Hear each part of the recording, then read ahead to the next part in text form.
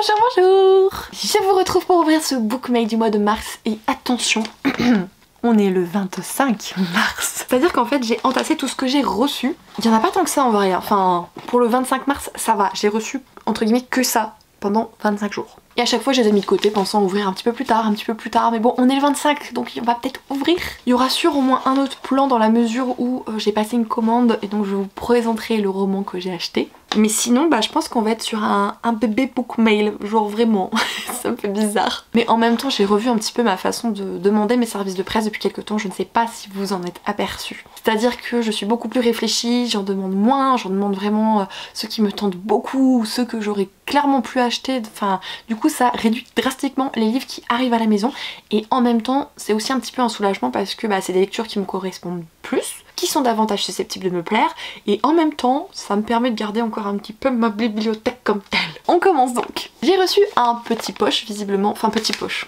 à chaque fois je fais ça. J'ai reçu un roman version poche des éditions Hugo.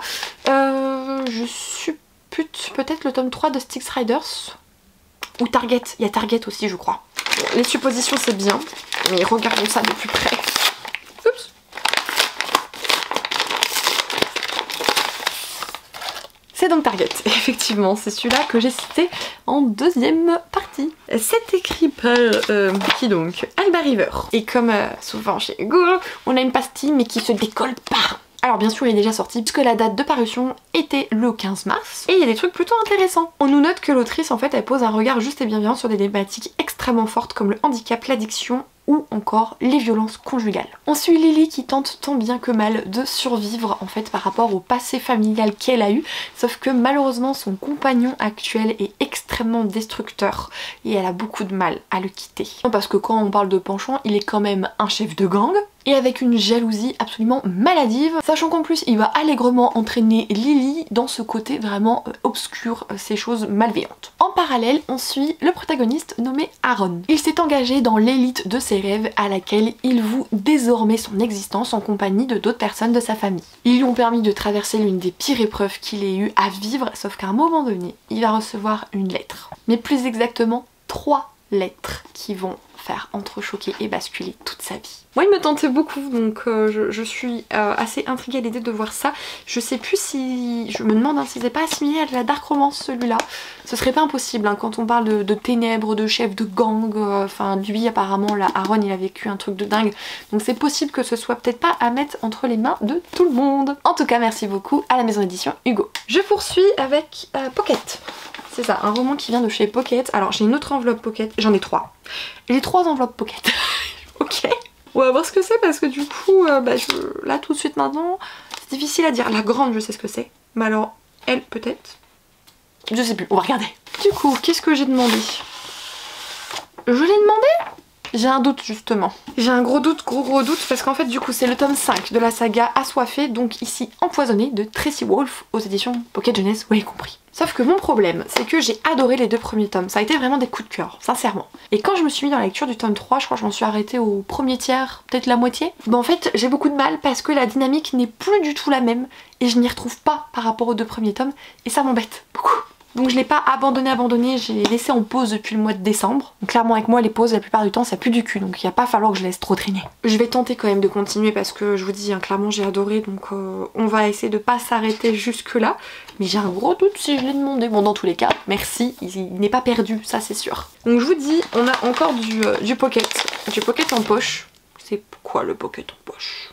C'est peut-être... non, Shades of Magic. Ah si, j'ai que le premier. Est-ce qu'il n'y aurait pas le 2e tome de sortie? Du coup... mais rien à voir, rien à voir. Il s'agit des 2 premiers tomes de Evernight, voilà, en version poche de Claudia Gray. Ils sont pas gros hein, je sais pas si vous allez vous en rendre compte. Ils sont mini size. Ça fait combien de pages cette affaire? 300. Ok. Et si Roméo et Juliette avaient été des vampires? Oh, franchement. On a des hashtags hyper intéressants sur le dépliant, enfin fantastique, amour impossible, vampire, Dark Academia, bonjour. L'amour impossible entre une jeune vampire et un chasseur de vampires. Ah j'adore ces trucs là. Oh, c'est pour ça que j'ai demandé, c'est sûr. C'est publié depuis un petit moment le 9 mars, donc ça fera quasiment un mois quand vous verrez cette vidéo. Après je crois qu'on a dit que c'était un mélange entre Assoiffé et je sais plus quoi cette saga. J'arrive pas à me souvenir parce que c'est pas écrit dessus. Mais je suis hyper intriguée sincèrement, en plus de ça c'est vraiment une saga à succès qui est enfin éditée en poche et on va voir ce que ça donne. Hein, n'hésitez pas à me dire parce que je crois que ça date un petit peu. Ouais effectivement vous voyez le texte il a été écrit en 2008, il a été publié pour la première fois chez Pocket en 2011. Donc vous avez clairement pu avoir déjà découvert cette saga. Auquel cas n'hésitez pas à me dire ce que vous en avez pensé. Et on peut remercier du coup encore une fois Pocket pour ce colis.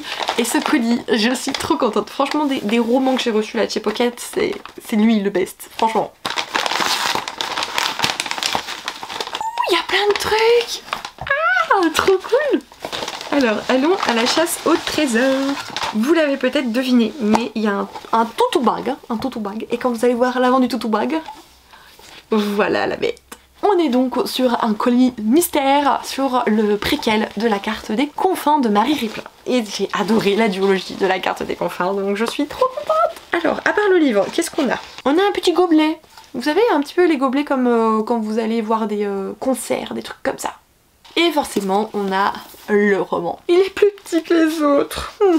Ah, mais attendez, il y a un autre truc, j'ai pas vu. Il y a des tatouages. Regardez, plein de petits tatouages. Voilà, c'est rigolo. Du coup, il fait combien de pages? Parce qu'il est tout petit. Il fait à peine 350 pages. Je suis dégoûtée. Alors, quand on dit préquel, pour ceux qui ont lu la duologie, on va dire ça comme ça, en fait, c'est bien avant l'histoire du sorcier, l'histoire de notre héroïne, etc.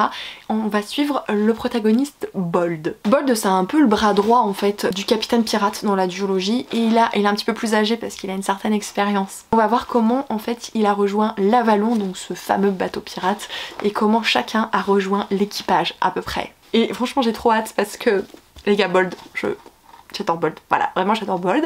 Et quand on lit la duologie, il se passe des choses compliquées. Donc bref, je suis trop contente de retrouver Bold. Sincèrement, ça va être trop bien. Je pense que je vais pas le faire traîner. Voilà, c'est aussi simple que ça. Merci beaucoup Pocket pour ces petits trésors. Et le dernier roman que j'ai à vous présenter, alors je ne l'ai pas demandé à la maison d'édition, mais elle m'a dit qu'elle me l'avait envoyé du coup. C'est un gros carton qui a été quelque peu défoncé. Sans dire, ah c'est un livre, pays pas intéressé. La phrase des années 2000, un merci Fatal Bazooka et compagnie, PZK. Je me suis éclaté le doigt à ouvrir alors qu'en fait il y avait une languette, c'est juste que je l'ai tiré du mauvais côté, j'en peux plus. On est sur une brique les gars, mais genre une brique, un parpaing. Waouh. On est sur plus de 700 pages de lecture en compagnie des 3 mousquetaires de Alexandre Dumas aux éditions Larousse. La maison d'édition Larousse en fait réédite des titres assez connus avec de très belles éditions. Je n'ai jamais lu Alexandre Dumas, je n'ai jamais lu non plus les 3 mousquetaires qui pourtant franchement est un classique très connu et qui la plupart du temps ravit les lecteurs. Donc il a déjà paru puisqu'il sortait le 8 mars au prix de 25 €. Apparemment d'ailleurs les 3 mousquetaires c'est réadapté en film et ce sera dans les salles en avril 2023. J'avoue que je lis pas beaucoup de classiques, ça m'embête parce qu'il y a certaines choses que je voudrais découvrir comme Jane Austen par exemple, donc bon, est-ce que les 3 mousquetaires feront partie de mes découvertes? N'hésitez pas à me dire si vous l'avez lu, ce que vous en avez pensé, si vous voulez me dire que franchement ça peut me plaire, etc. Je vous écoute beaucoup, trop d'ailleurs. Parce que dans nos lives on discute et après nos lives, bah à cause de vous je rajoute des trucs dans ma wishlist, donc il faut que j'arrête de trop vous écouter. Je devrais pas vous demander conseil en fait. En tout cas je remercie chaleureusement les maisons d'édition de me faire confiance et de me faire parvenir ces titres. On se dit à dans quelques jours. Coucou les Kimichou, on est le lundi 27 mars je crois et j'ai reçu un petit quelque chose aujourd'hui dans ma boîte aux lettres qui me vient de la maison d'édition Gallimard. Soit j'ai demandé un truc pour Soukinette, je suis pas sûre, j'ai un doute. C'est un envoi sauvage. Dans tous les cas, on va savoir ça tout de suite. Ça va faire un bruit monstrueux et ma fille est à la sieste, c'est génial. Athéna. J'ai réussi à ouvrir la bête non sans mal, vous pouvez me croire. Du coup, qu'est-ce qu'on a? On voit un petit truc là par transparence. Ça m'a l'air d'être un album pour enfants, hein, pour le coup. Oh non, en fait, je l'ai pas assez bien ouvert. Oui, si, effectivement, je l'ai demandé. C'est dans l'univers du monde de Pierre Lapin et je trouvais ça trop mignon pour les enfants. Donc joyeux anniversaire Pierre aux éditions Gallimard Jeunesse comme je vous ai dit. Aujourd'hui c'est l'anniversaire de Pierre Lapin. Pierre est impatient de le fêter avec ses sœurs, ses amis, mais ils sont tous très occupés. Pierre va-t-il passer son anniversaire tout seul? Eh ben, vous allez peut-être me prendre pour une zinzin, mais vous voyez, ma fille, elle a 9 mois et elle adore qu'on lise, elle adore qu'on tourne les pages, que je lui désigne les personnages, elle les désigne aussi. Ses livres préférés en ce moment, c'est ceux où il y a des petits trucs qui se soulèvent. Elle aime bien les voir derrière et montrer ce qu'il y a derrière, c'est trop mignon. Du coup, merci beaucoup à la maison d'édition pour cet envoi, je pense que ça va lui plaire, c'est vraiment trop mignon, c'est coloré, il y a des petits animaux, tout, enfin franchement c'est trop kiki de l'espace. Voilà, j'aime beaucoup l'univers de toute façon de Pierre Lapin et tout, donc ouais, je suis vraiment super heureuse d'avoir pu recevoir cette petite chose signée Béatrix Potter. Bon. Coucou les Kimichou, je vous retrouve. Nous sommes donc le 29 mars et hier j'ai reçu un petit quelque chose. Alors non, ce n'est pas un cadeau, c'est un achat de ma part. Et oui, ça m'arrive de commander sur Amazon puisque je vous mets toujours à disposition des liens en barre d'informations et quand vous cliquez sur les liens et que vous achetez quelque chose, au bout d'un moment, Amazon collecte tout cet argent et me fait parvenir un chèque cadeau que j'ai donc utilisé pour avoir ce bouquin. Vous avez peut-être le remarqué, en fait c'est décollé, c'est parce que dans la commande il y avait aussi quelque chose pour mon chéri, donc il a récupéré ce qu'il souhaitait et il m'a remis le livre dedans, que j'ai vu que de loin. Donc on va vraiment le découvrir ensemble. Du coup, la bête, la voici, la voilà, c'est le collector de La Clark. Donc le premier tome, et c'est écrit par Alex Astor aux éditions Lumen. Je vous propose de le déballer de son petit plastique pour qu'on puisse mieux l'observer. Ok, il est vraiment de toute beauté. Regardez-moi un petit peu cette couverture avec des reflets partout. Le dos, alors le dos il est magnifique. Ça dans une bibli, oh, j'adore ce style sincèrement. Le cucu du livre et par contre, attention, oh, la tranche les gars, la tranche. C'est trop beau, vraiment c'est canon, de chez Canon sur tout le côté de la tranche. Et il y a même du coup un stickers pour le code barre qu'on peut enlever. Donc c'est magnifique, ils sont... Oh qu'est-ce que c'est intelligent de faire ça. Il y a simplement une petite phrase d'accroche derrière, je vais vous la lire. Le centennal commence. Pour rompre la malédiction, l'un d'entre eux doit mourir. À l'intérieur on a aussi du coup une magnifique illustration, je suppose, du palais, du village, enfin un petit peu tout ça, c'est trop beau. Et c'est la même également à l'arrière. Après à l'intérieur, sinon il n'y a rien de particulier, j'ai ma fille qui se réveille. Il y avait juste des en-têtes de chapitres comme ceci qui sont assez sympas quand même. Je ne sais pas quand exactement je le lirai, mais il me tente beaucoup, même si les retours sont un peu mi-figue mi-raisin. Mais c'est pas grave, on verra bien cela. Je suis trop contente d'avoir une si belle édition. Pour une fois, je n'en veux pas à la maison d'édition qu'il n'y ait pas de Dos Jacket, puisque moi je préfère quand il y en a. Mais clairement, je ne leur en veux absolument pas vu la beauté de la chose. D'ailleurs, pour ceux qui étaient là dans le petit live, si vous posez la question, c'est un vrai relié puisque c'est cousu ici. Petit changement de caméra puisque hier j'ai complètement oublié de charger celle que je venais d'utiliser et j'ai filmé ma vidéo des sorties littéraires, donc plus d'1 heure de tournage. Franchement elle a dit qu'elle était au bout de sa vie, donc j'ai mis à charger et on continue avec celle de vlog. Je vous disais donc réception des éditions Hugo et je compte la présenter dans ma vidéo live, dans mon live plutôt sur Instagram que je vais commencer juste après. Alors j'ose espérer vraiment que c'est une sortie attendue, que c'est dans la collection Romantessi parce que la maison d'édition organise une rencontre avec l'autre et bah j'aimerais bien lire le roman avant d'aller à sa rencontre quoi. Du coup, hop, et celle-là non plus n'a pas beaucoup de batterie, c'est génial, c'est pas grave. Hop, et il n'y a pas qu'un roman là-dedans. J'ai vu qu'il y avait un tote bag au moins. Après, oui, c'est le livre que je disais. Alors ça c'est trop chouette. Le tote bag, il a l'air trop beau, franchement. Alors attendez, je vais enlever ce qu'il y a dedans. Il est canon, je sais pas ce que vous en pensez. C'est rare d'en avoir des couleurs, moi j'ai souvent des beiges, vous savez, quelque chose qui fait un peu nude là. Ou alors ils en impriment des noirs. Mais des bleus marines comme ça, il a de la gueule en vrai hein. Hé hé.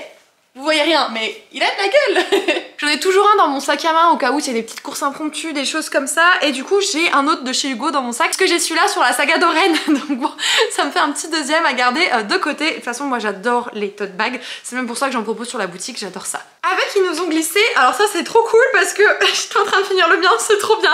Un bloc-notes, voilà. Un petit bloc-notes, donc la saga c'est les loups du millénaire et franchement il y a pas mal de pages et c'est bien espacé parce que des fois ce que je regrette, il y en a j'adore le design des bloc-notes mais ça mange trop sur la place pour noter et là je trouve qu'il est très bien dosé donc franchement Hugo vous avez senti le truc avec moi, j'en avais besoin, c'est parfait. Oui je pourrais utiliser ceux de ma boutique mais c'est vrai que bah j'essaye de pas trop les utiliser si j'ai pas le choix. Je vais pas vous mentir, je vais les prendre hein, si vraiment j'en ai plus que j'en ai besoin mais sinon j'essaye toujours de faire vivre d'autres petits créateurs et là bon bah voilà je suis gâtée. Et le roman en question le voici donc et il est pas très gros hein. Donc le premier tome de la saga Les Loups du millénaire c'est de Sarah A. Englund. aux éditions Hugo, mais dans la collection Romontesi. Qu'est-ce que je peux vous dire à son sujet? Série lue de plus de 125 millions de fois et traduite en 12 langues sur Galatea. Les gars, c'est quoi Galatea? Il y a quelqu'un qui m'a parlé de ça en plus il y a pas longtemps, mais je sais pas ce que c'est du tout. Première édition papier en France du nouveau phénomène Loup-garou en librairie le 12 avril, donc ce serait peut-être pas sorti encore quand vous verrez cette vidéo. Oui, c'est vrai, on va suivre du coup une jeune loup-garou âgée de 19 ans qui aime un petit peu la vie, etc.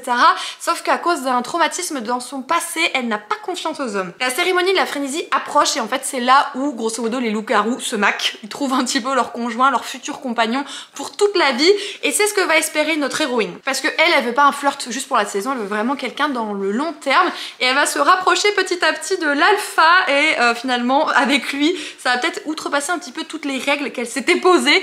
Donc bon, affaire à suivre, sachant que l'alpha aurait besoin d'elle puisque son pouvoir est remis en question et qu'elle pourrait aider en fait à faire en sorte que son autorité reprenne le pas. J'avais pas vu, mais il y a un petit marque-page assorti du coup. Également, à chaque fin de chapitre, vous avez ce dessin et vous avez une petite en-tête de chapitre avec un loup-garou. Franchement, ça me tente bien. Moi, je suis hyper preneuse de ce genre de truc à 200%.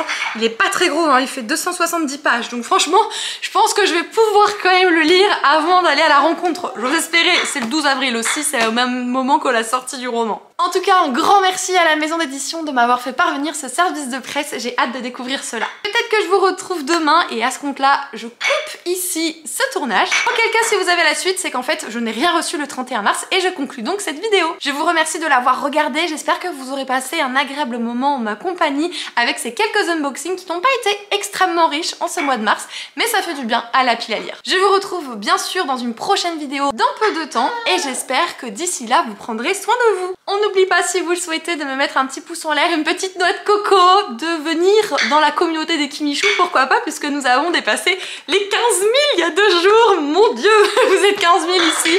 Merci pour tout, vraiment, merci, merci. Je vais aller très vite parce que j'ai plus de batterie non plus sur cette caméra. Franchement, c'est la poisse totale. Et votre soutien, votre manière d'être présent avec moi sur ce réseau social, sur tous les autres, vos mots adorables, vos commentaires, nos échanges, tout. Enfin, merci de faire vivre Kimini Collection. Merci de donner de l'importance et de la crédibilité à mes propos, à mon contenu. Enfin, toute cette aventure est dingue et je n'aurais jamais pensé cela en allumant simplement ma caméra et en me disant bon, si je parlais bouquin. Gros bisous les Kimichou et surtout prenez soin de vous. Ciao ciao.